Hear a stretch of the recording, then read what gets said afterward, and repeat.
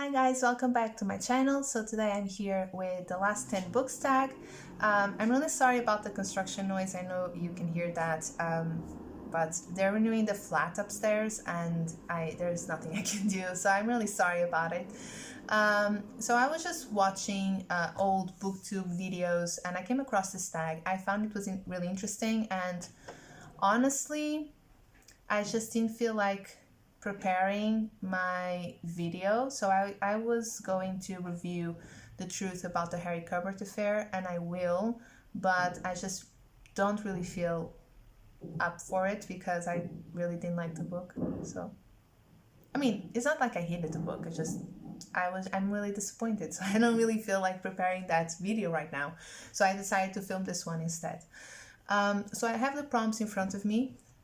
Number one, the last book I gave up on. So I didn't give up on this book, but I've only read the first 2 chapters because I was just curious, but I'm not currently reading it, so that's why I'm considering this book. But I didn't give up on it, I just set it aside, and that's The Haunting of Hill House by Shirley Jackson.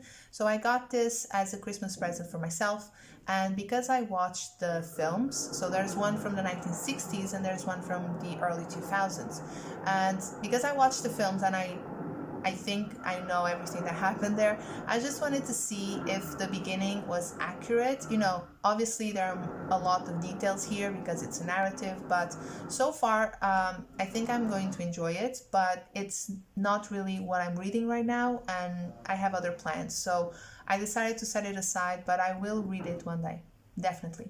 I usually don't give up on books, I just don't like DNFing books that much. Number 2, the last book I read. So that was The Picture of Dorian Gray by Oscar Wilde. We read this, my friend and I, for our book club, January book club, and she didn't like it that much, but I really enjoyed it. I really liked the writing. I really connected with the characters. It's just overall I really liked the book, but I will talk about it in detail when I film a review for it, so stay tuned. Number 3, the last book I bought. So the last book I bought was Dissolution by C.J. Sampson. This is the first book in the Matthew Charlake series, and this is historical fiction.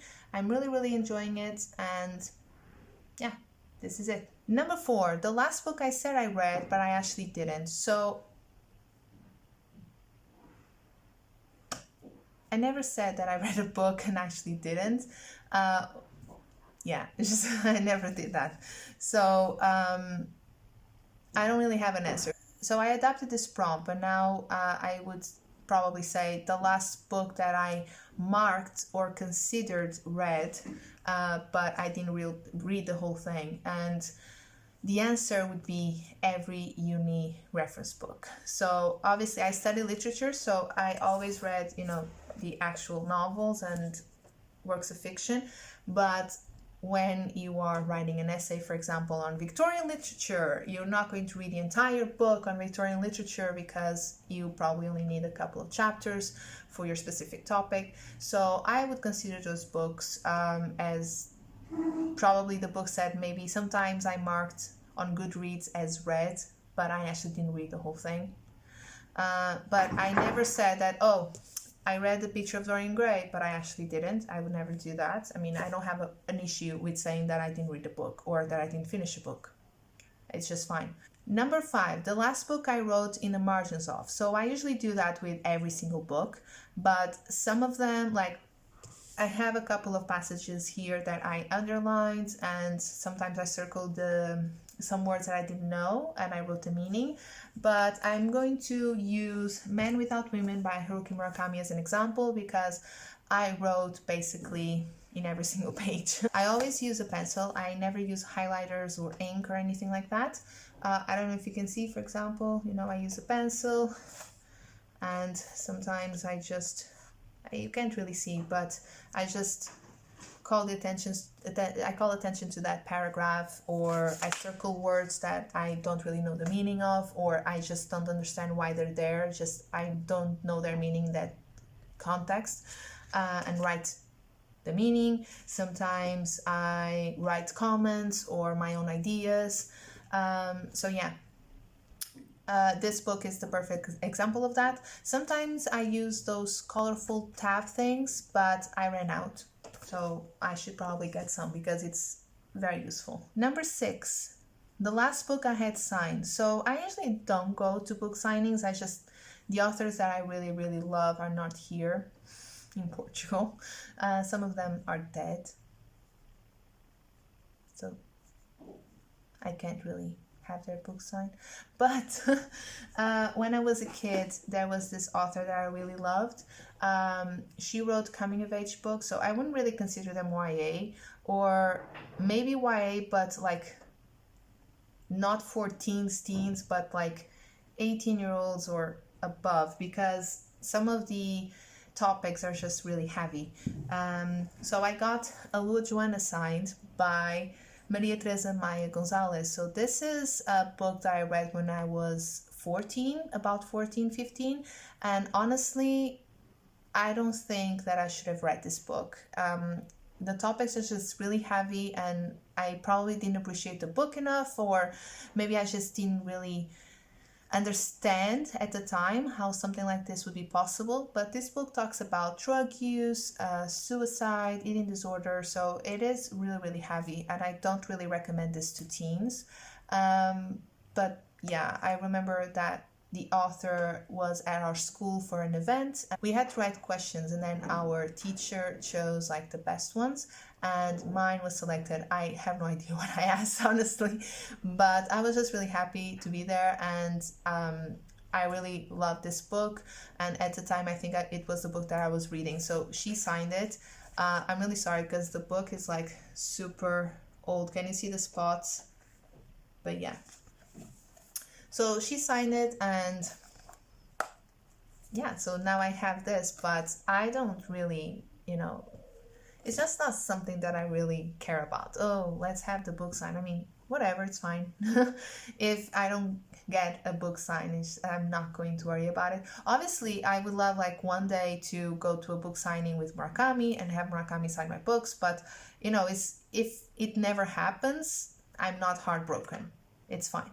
So number 7, the last book I lost, Dr. Jekyll and Mr. Hyde by Robert Louis Stevenson.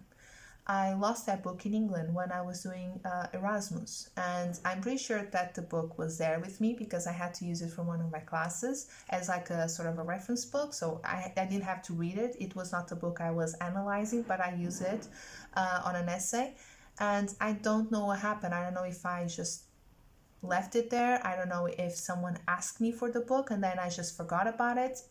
All I know is that I got back to Portugal. I got back to Portugal and the book was not here. And I'm still very upset about it.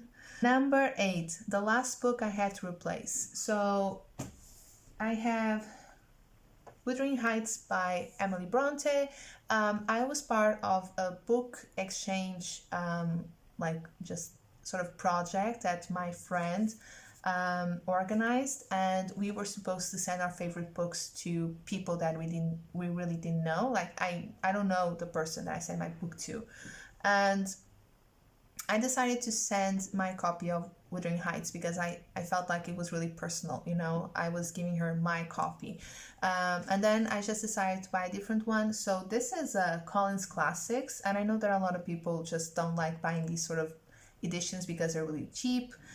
This was like €3.50. It just doesn't have all the extras that you get from like a really good Penguin edition, but I really don't mind it. So yeah, and I prefer this cover to the other one.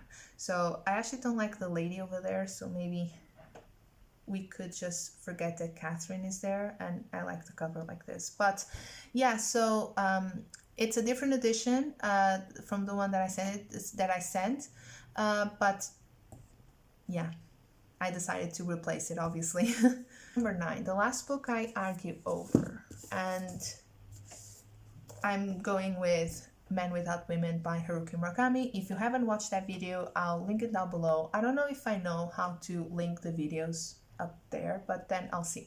But yeah, so I filmed a book chat video about this because people just completely missed the point, and I didn't argue with people. Like, I didn't have an argument with someone specific, but I argue over this book, so that's why I chose it. Number 10, the last book you couldn't find. So usually, I mean, I'm going to say Dr. Jekyll and Mr. Hyde because I just couldn't find it, but I usually don't lose books at all. I don't think I ever did that. That is the only book that I think I just left behind. I forgot about it, and then when I got here, I couldn't find it. So I lost it, hence can't find it. But for example, I never lost a book at home. You know, I don't know where my book is. Like sometimes you don't know where your phone is, or I left it in the car. I never do that.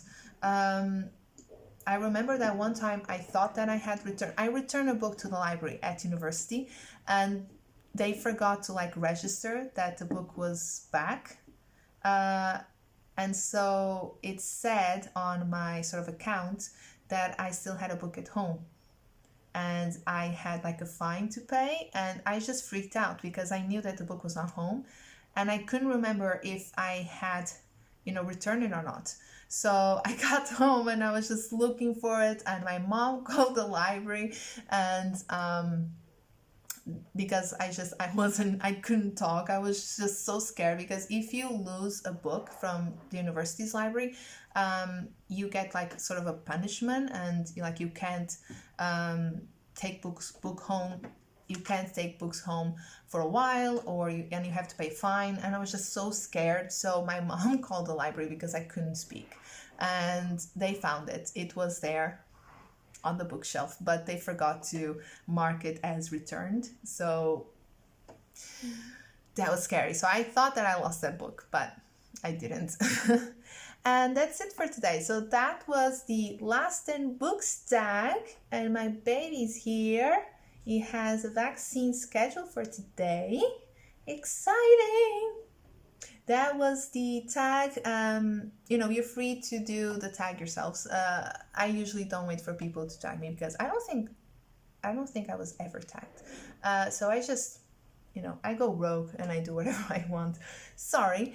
So yeah, I'll link the book chat about Men Without Women down below, and I'll also link my Instagram. And yeah, that's it. I hope you have a fantastic week and weekend, and I'll talk to you soon. Bye.